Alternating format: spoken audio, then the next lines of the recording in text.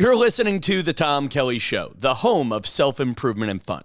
My name is Tom Kelly. I'm a stand-up comic sharing his journey of personal growth and transformation. Mondays, Tuesdays, and Wednesdays here at The Tom Kelly Show, we talk about ways to take our lives to the next level. And since I'm a comedian, we talk shallow, funny, and topical stuff as well. Today is a bit of a format-breaking show. Our guest is a man named Brian Koppleman. He is a screenwriter. He's written several movies, including Rounders and Ocean's 13. He is the creator of and one of the showrunners for the Showtime hit Billions. And basically, Brian had COVID and was trapped inside. I was refusing to go outside because of the blizzard, and the result is this podcast, which you're about to join in progress. If you're new, take a second, hit subscribe, and of course, find me across the board on social media, Tom Kelly Show. But right now, folks, let's get right into this. The Tom Kelly Show. Everybody, I want you to go to the Tom Kelly Show. Let's start. No, we don't have to talk about COVID the whole time. No, we don't. But I'm recording now, and maybe I'll record an intro before this. Maybe I won't. But the gimmick of the podcast is Tom Kelly, who is a successful comedian right before COVID, who was doing warm-up at two different TV shows at ABC, finally started making money in his life. COVID came and knocked my career on my ass to a point where I don't think it'll recover. And then I was just telling Brian Koppelman, our guest today, who has COVID, and that's how I got him, that I was probably Mr. Johnny Reopen, get vaccine and let's get vaccinated and reopen as fast as we can. And once I got sick, I suddenly, I don't know what to think about anything anymore. How about that for an answer? My view the whole time, and first of all, you're a hilarious, but the reason I agreed to do this is, I saw you one night. I was just having one of those nights where sometimes I will, as a writer, as a filmmaker, sometimes I will just wander the city trying to find either like, what do I want to write? Am I writing about? Or why am I not feeling it? Or I'm just going to be with my thoughts and see what shows up. And sometimes I'll go to a museum. I'm not a huge museum. I'm not one of those people. I love museums, but I probably go to a museum 3 times a year, maybe. Okay. Sometimes if I'm walking around and it's the nighttime, I'll duck into a comedy club. This is in the old days, pre-COVID. Mm-hmm. And I happen to be, and it's not a thing most people do, right? Go alone to stand up. But I walked into Stand Up New York one night by myself, sat down at a table anonymously. I wasn't even aware that I was wearing like a camouflage hat, I think. And you started in on me a little bit. Yeah, because you gave off a very intense vibe. I thought you were a Johnny Trump supporter because that particular club attracts a lot of Republicans, even though it's in the most democratic neighborhood in the world. And if you're in a club, I didn't want to say what I did for a living or like really disabuse anyone of it. So I kind of just I just laughed along with it and went along as though I were a Trump guy. I was actually wearing like a camo hat that had pink writing on it and was from some granola store in Hawaii, but you couldn't see that. All you could see was that it was camo. And but when I left the club, I tweeted I just saw some really funny guys, and I tweeted at you, and then you realized that you were like, "Oh, I fucked up. I fucked up." Yeah, and to make it even worse, because one of the things that we've been talking about, the gimmick of this podcast is it's a self-improvement podcast, and one of the gimmicks is I've been waiting for my next fairy godmother to show up. I've had patrons of my career who have, while doing other things, people came and elevated my career. And the night you came in, it was when I was working at 2, if not 3 shows. And then in the middle of the show, the only time this has ever happened, my voice completely goes out. A la Brady Bunch season 6. I was actually coming up and I'm like, oh my God, the executive producer of a TV show that actually has 2 different stand-ups on his show. Actually, 1 at the time, 2 now. And I'm like, mother fudger, I just blew my fairy godfather moment and have felt awful for years. That's hilarious. But I did tweet. I tweeted right when I left the club that you were really funny. And all of that is good, and I feel good about it. And then I obviously started following you on Twitter. Honestly, your kindness on Twitter is why I don't have Showtime at my house. I go to my mother's house to watch Showtime. And Billions, I did not think would be... I didn't realize I'd love Billions the way I did. I figured just because it was in finance, being a guy who can't add 2 + 2, I would never get any of the humor. And I was surprised by how human a show it was and how accessible it really was. Not to fangirl on you too much, and then you're one of my 5 Twitter friends, including a guy, Sean McKeever in Albany, who's now messaging me like a fangirl trying to get in on this, and I'm not letting him. But he wants. That's hilarious. He wants to get in on the combo? He did at one point. He did, but then he's like, but I got my kids. And I'm like, I can't deal with you right now, Sean. I'm not rearranging this for you. But he does want me to break the format and talk for more than 20 minutes with you. But we'll see where we go. But the whole gimmick of how this episode even happened is I'm snowed in, you're COVIDed in. And I was going to go shovel my parents' driveway on Long Island, but instead of risking death to do a job a 12-year-old could do, you might be saving my life by having a conversation about Billions, comedy, and what the hell I should be doing with my life. I'm happy to talk about any of it. I guess the last 2 years, my life has been those walks that you just described. Like, I am at a point where I'm trying to figure out what's the next step of a comedy career. About 2 episodes ago on the podcast, I went nuts on a friend of mine who said, hey, Tom, why don't you write a screenplay? And what's annoying about this guy is he wrote a book about Robert F. Kennedy and Martin Luther King, his first book, and it got optioned the first friggin' day he wrote it. And it wasn't a big option, and the options expired, et cetera, et cetera. But I just found it so insulting that not insulting, but it just pressed a button. I mean, my story, I have a lot. Yeah, I have a lot to say from what you just said, though, because, a lot of what I do and have always done alongside my career is talk to people about these situations, because I was a blocked writer till I was 30. And I was in so much pain until I was 30 because I had this feeling that I was supposed to be an artist of some sort. I didn't know if I was supposed to be a comedian or if I was supposed to be a screenwriter, if I was supposed to be a filmmaker but what I knew was that there was a feeling inside of me, a way that I saw the world that I wanted to express, and yet I couldn't express it. It was a combination of ADHD and fear. And but the result of that, when Amy and I had our first child, I had this realization that I wasn't going to be the kind of father that I wanted to be, because I wanted to be the kind of dad who would tell his kids, go chase your dreams. But I knew secretly I wasn't fucking chasing mine, and it was making me fucking miserable. I'd never smoked cigarettes in my life, Tom. And I was 29 years old and I was smoking cigarettes for the first time. And I was sitting in my office eating a fucking double cheeseburger and smoking Marlboro Lights because I was too much of a pussy to smoke Reds. And I had this thought, if you're going to do it, fucking do it. You know what I mean? Don't dick around with the lights. So you get what light can't, don't take. So I had the realization, and I started doing The Artist's Way, Julia Cameron's book.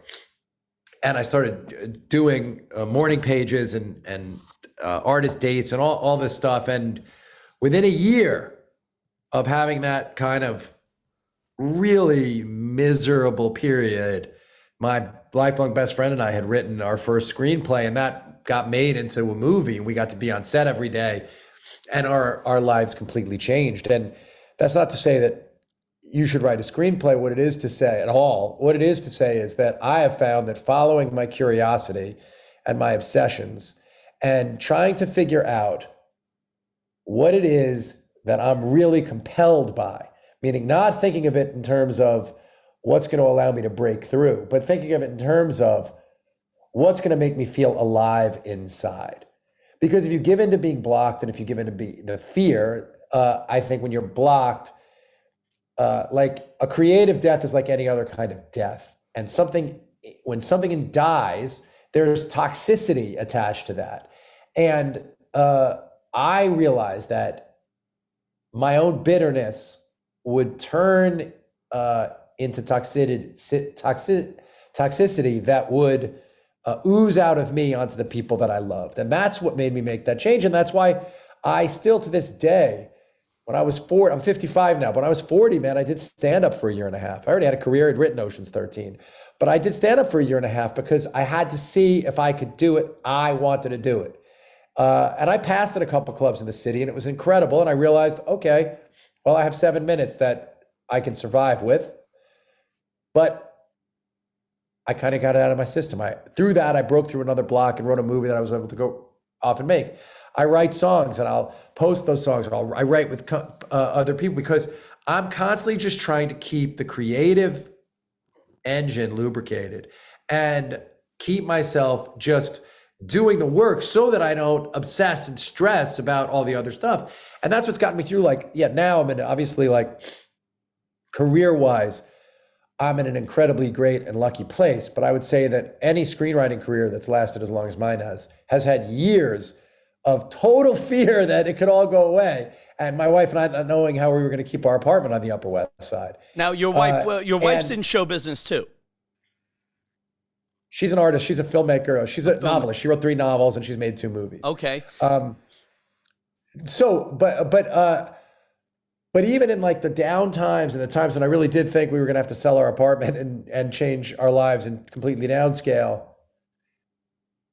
the thing that I focused on was like finding something that would make me feel alive to work on. And that if I felt alive working on something and I felt like I was making progress, it would kind of fix the broken thing inside.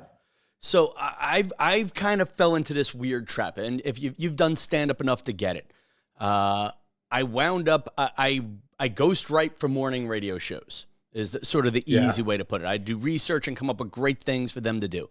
I feel slightly alive doing this podcast. And it sounds weird, but the one thing this podcast gives me that just writing does not. Well, I think you got it in stand-up. I enjoy the instant reaction of, is this good or not good? Should I not do this? Like when I called you a Trump guy, you made a face, course correction, go tell next funny joke. I enjoy that thrill.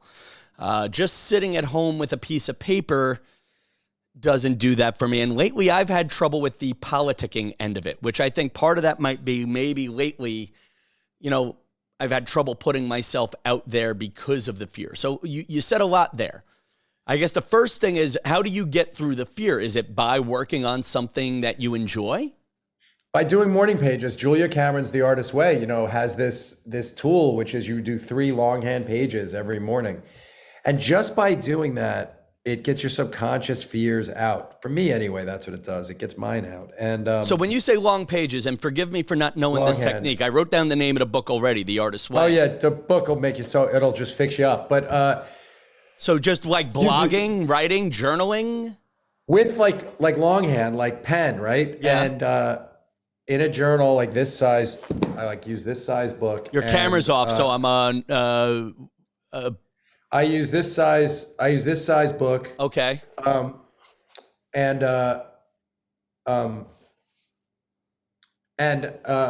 use a pen. Okay, uniball pen. You just keep yourself writing for 3 pages and you don't lift your pen. And I do that first thing I meditate. I do Transcendental Meditation. So I meditate and I do that every day. And that somehow is a really it's kind of a self-hypnosis into doing the creative work, because I really understand, man, all the drag about writing and what's painful about it and lonely about it and unsatisfying about it. The great thing about what Julia Cameron talks about in this book, though, and what I've found is, yeah, man, writing might not be the thing for you, that kind of writing. But what ends up happening when you do this book, it's a 12-week course. And what happens when you do this book is you just end up kind of figuring out which thing you want to pursue and why. And you're just writing.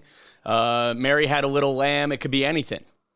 The whole thing is not to censor yourself. You don't go back and read it. So yeah, you literally could be like, man, I couldn't fucking sleep last night. I was thinking about this and that. Hey, I think Roger Clemens should be in the fucking Hall of Fame. It's just like whatever how did Esty get that much power? Like, it doesn't matter. It could be anything that you want to write about.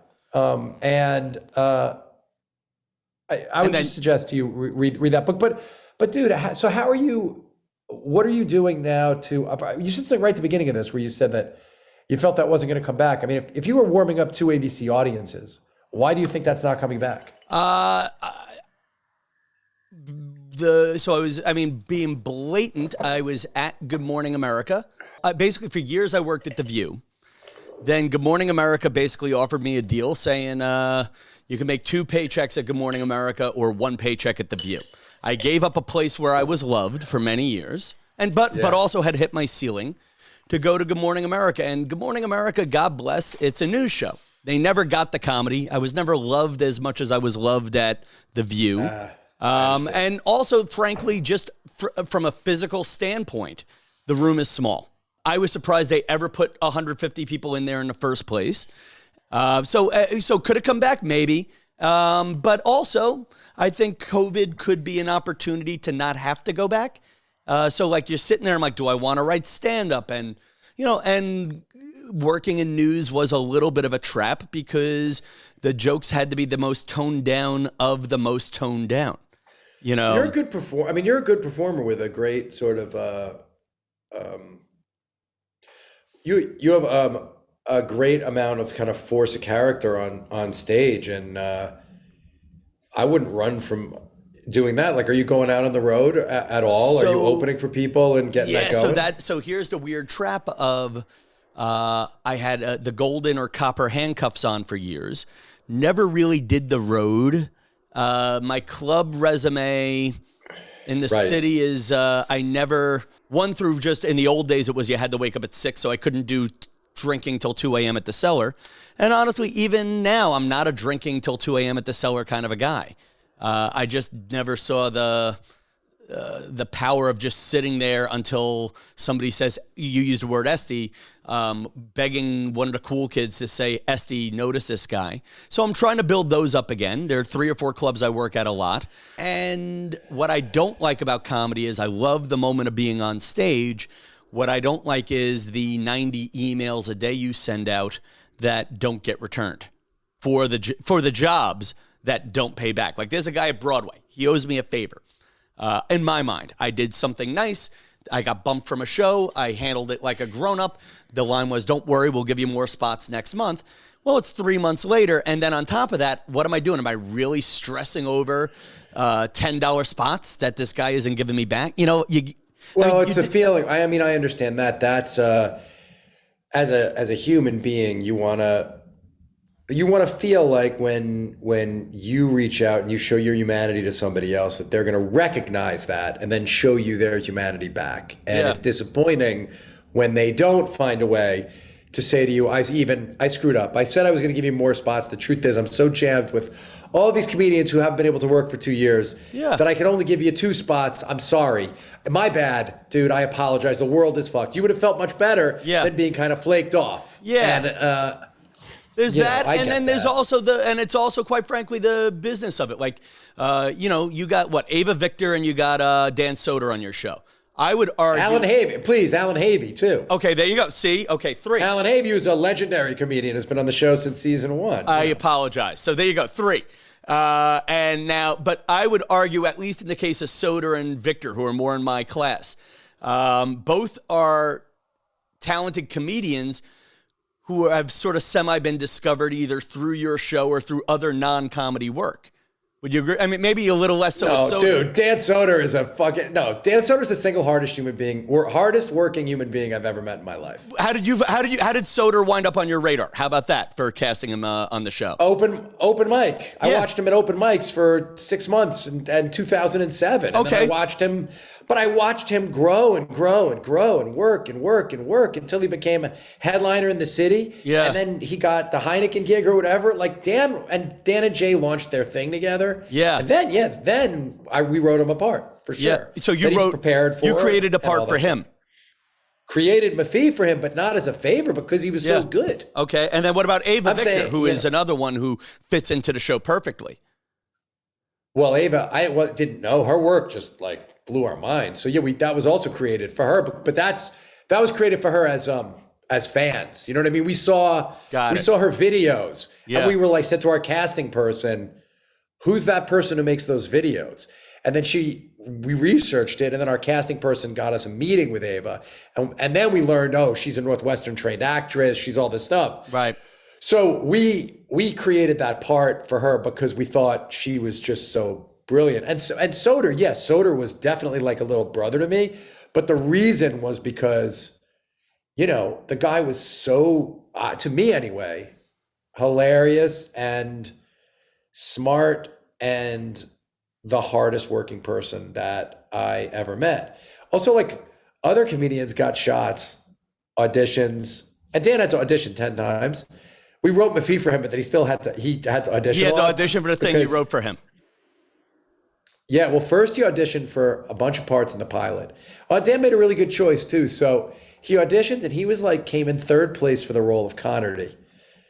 And we called him and we said, look, we could probably find a one-line part for you in the pilot that'll give you a paycheck, but that'll be a one and done. Like, you'll have like a line and then that's it. Or if you want to take the chance that the show will go on the air, because right now it's just a pilot, who knows, and we don't put you in the pilot, we have a character that we're going to write for you if the show does get on the air. And Dan was smart enough, he could have really used the paycheck, but he was smart enough to go, okay, I won't do the pilot, and I'll wait for you guys to write me a part for the actual show. But plenty of comedians have come in who I like and who love the show, and they just weren't able to act well enough. Like, that's the thing. You got to be able to actually do the thing, you know? Ava's a trained actor, and Dan just works really hard and became such a good actor. Yeah, I guess Ava's probably, and I guess what's interesting right now is trying to figure out, bringing it back to me for a second, is figuring out which path is right one for me. Should I be doing TikTok videos and hoping they land on the right laps? Because you just saw Stand Up New York. What's funny about Stand Up New York, the night you went to Stand Up New York, there were 6 people in the room, and I just always thought it was just funny that those guys are on TV all the time complaining that the club is empty. Or they were complaining about COVID restrictions, and I'm like, COVID restrictions? That's funny. Yeah, though to his credit, his argument is they made their money on Friday and Saturday nights, and I'm like, dude, but the rest of the week, 25% capacity is your dream. You talking about James? I was talking about Donnie more than James. James has been on the podcast before. James is another one who... James is a good example of stand-up is part of the journey and not part of the destination. James Altucher, who we've had on before. James's book, I don't want to say changed my life. That's strong. But James definitely reminded me of an approach I'm applying to my life right now, which is the spoken wheel approach. Which is, I think he's really smart about all that stuff. Yeah, so stand-up is a bit for me. I think you just gave me 1 or 2 tips for just trying to find the magic again. I'm trying to make this podcast a little bit more about self-improvement than self-help because I want to be empowered a bit more. Just take some step every day, right? Just take some little step every day, I think. Reminding the listeners of why this is going to sound like a dumb question. You had a lot of challenges in the last 2 years. In the middle of your, season 5, it just stopped. In fact, my friend Dan Frelick got pissed. I warned him as he was starting on season 5. I'm like, dude, you may want to wait because it just comes to a complete halt. Yeah. And then suddenly everybody on my high school, the Long Island Lutheran class of 94 text message group all started saying, F you, Tom, spoiler. And I'm like, it's not a spoiler. I have to ask you a question. When you were there, was Reverend Vischer still the basketball coach when you were there? No, long gone. It was Ron Hall. Vischer, it went Vischer, and then I think McKillop was a big deal who went on to... how many guys are coming on your podcast asking you about Reverend Vischer? It has to be a very small number. I'm going to be honest. Very, very small number. And it has to be a tiny number. But I love it. And it's funny. I hated it at the time, and then I kind of grew to love it. My high school, for those of you who don't know, Long Island Lutheran High School... my graduating class was 80, and we had the best basketball team to the point where it was grossly unfair to the rest of Long Island. We had a kid from Bulgaria. There was another kid Walter from Brooklyn. Fucking Berry went there or something like that. It used to be a feeder school to St. John's, right? Guys used to go from there to St. John's. I'm 6 years older than you, and when I was in high school on Long Island, there were guys who would always go straight to St. John's and play for Coach Carnesecca. Because I went to basketball camp at Lutheran. Okay. It was Reverend Vischer's basketball camp, and Lou Carnesecca, who was the St. John's coach, would come to the camp. So I'm friends with the generation right after that, which was. Sorry, I didn't mean to interrupt. But it's great that we have a common ground on talking about common like high school basketball is a great way to ask. How does a schlub from Roslyn get his first script discovered? You know, we got really lucky. I went to Long Island Friends, so I also went to. Oh, now we can't talk. Podcast over. Friends Academy? Yeah. Oh, you and your not Mormons, Quakers. Quakers, man. So I'm class of 94, then you're class of 88? Oh no, I'm 10. Yeah, I'm 10 years. Okay. I'm 10 years older, so no, it wouldn't work. But anyway, Dave, my partner and lifelong best friend, he went to Great Neck North. He had gone out to Hollywood right after graduating Michigan and worked as an assistant and met some other kind of people who were assistants. When we wrote Rounders, someone he met had introduced him to someone they knew. And this kid, this 24-year-old kid who had just launched his own management company, read the script and was like, I think I can get this sold. It got rejected everywhere at first, and it's a whole long story. I've told it a bunch. But in the end, it was one of those like lucky things. And then once you get one script that not only got sold, but that we got to be a part of the whole process of making it, we were then in the business. You go from being not in the business to just fully being in the business because you're in it. You know, Matt Damon, Edward Norton, John Malkovich, John Turturro, and your first movie, you're just in the business then. Right. Okay. Yeah, there you go. Now, talking about what we were talking about before we got sidetracked by Nassau County basketball, which is, we should just do a podcast on that. Absolutely. 100%. Yeah. You got messed up by COVID. Your show, yes, at the height of it, mid-season, you got to shut down production. Your star, you were at the end of your contract with your star. I actually have not gone enough to figure out what happened with Damien and why he left the show. So I don't want to ask too deep if I'm not allowed to.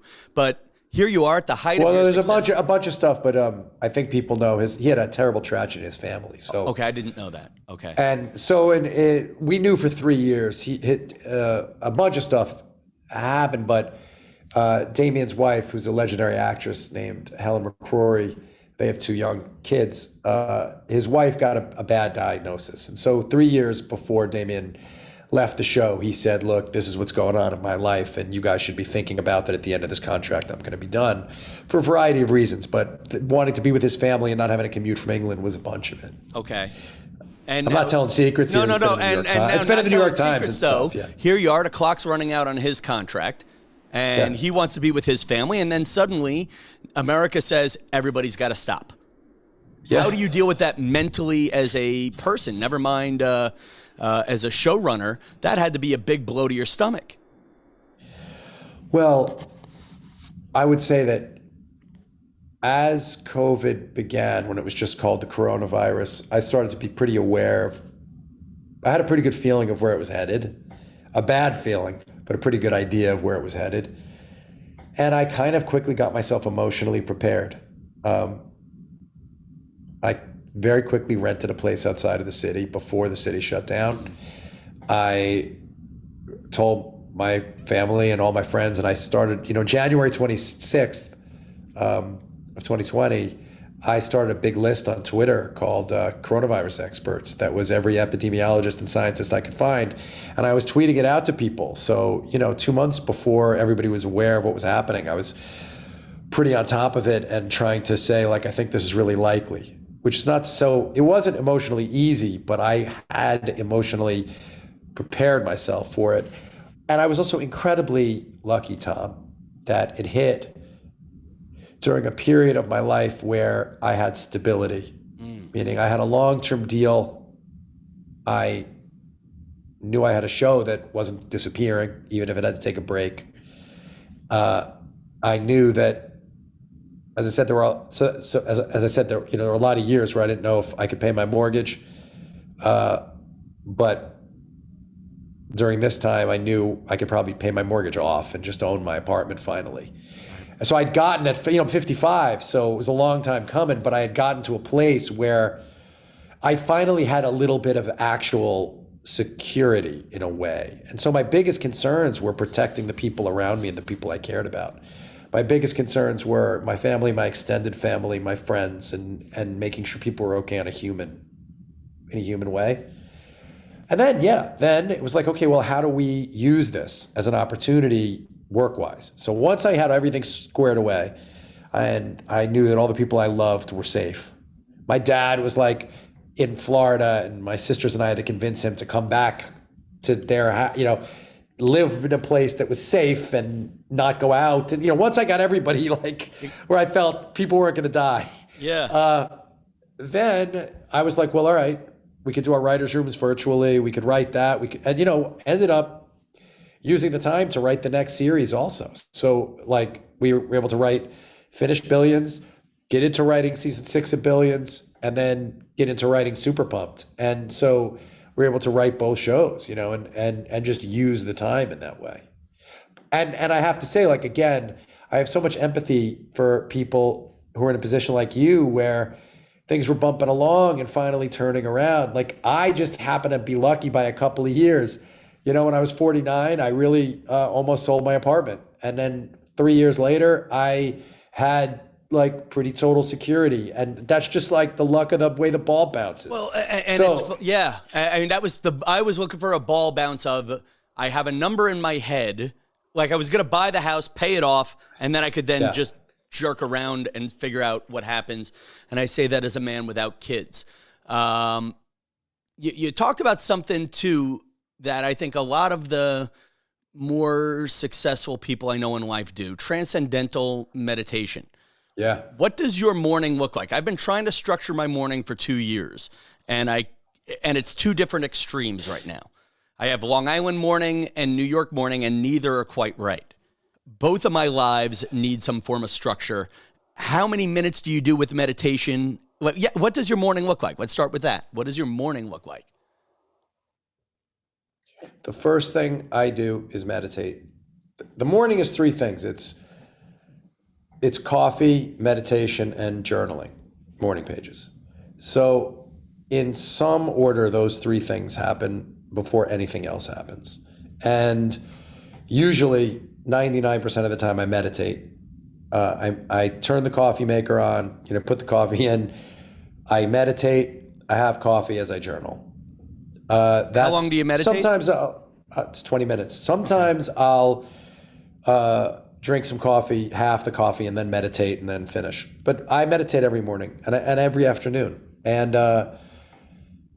the journaling. And I decided a long time ago that one of the ways I would manage the ups and downs of a show business career, and even though I said it quickly, like I was wondering if I was going to sell my apartment, like I did really truly have these years where I had so much insecurity about what was going to happen, because even in a career like mine where I had written so many movies and popular movies and all that, you just never know. Hollywood is so fickle, until you have something like the situation of the last bunch of years where you now have a body of work, a long enough body of work and a big enough hit that it just practically changes things. But so the way I would manage not going crazy with anxiety was I had to decide, well, what does it mean if I had a good day? Does a good day mean an agent returned my phone call? Because if it does, I'm giving all of the agency of whether I have a good day or not to the lawyer or manager or executive at a company.